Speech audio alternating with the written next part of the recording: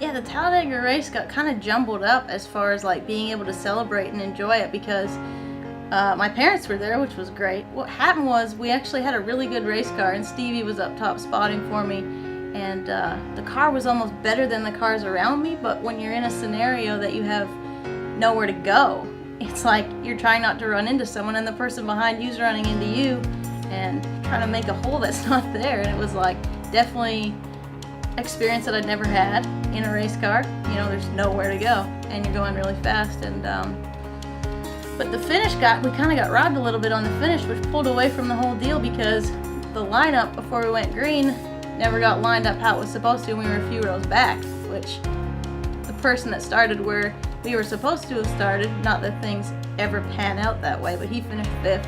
You know, looking back on it now, wow, that was a cool experience to be able to get a top 10 at Talladega, and much more, it's easier to celebrate it now that it's over, and instead of being happy about your 8th place finish, everyone's bummed you didn't get 5th. So to be honest about the whole thing, it really wasn't as happy of a moment as it should have been.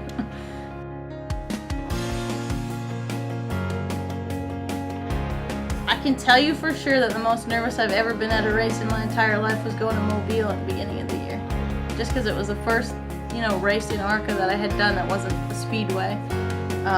But the road course was just a whole new experience, and going into it with never being on a road course ever had very little stress on me. And I didn't, you know, look at it as I needed to do anything except have fun.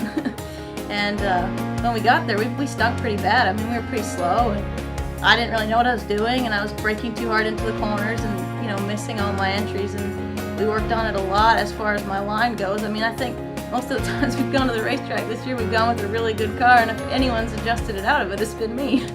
But the biggest thing at New Jersey was learning how to run a road course, basically. And it took me pretty much the whole race, and then at the end, because of Tony's strategy and the way we played it out, we were on the lead lap, and we had a chance to run for like 5th or 6th place, but we finished 9th, which is, you know, it's incredible for a first time at a road course, especially when you've got people there that broke equipment just because of how difficult that is on the cars. And my shining moment of the whole deal was when we went to G-Force, who does our transmissions. They told me that the inside of my transmission after the road course looked as good or better than a Tony Stewart transmission. So that made me feel incredible because I thought I beat the crap out of that thing.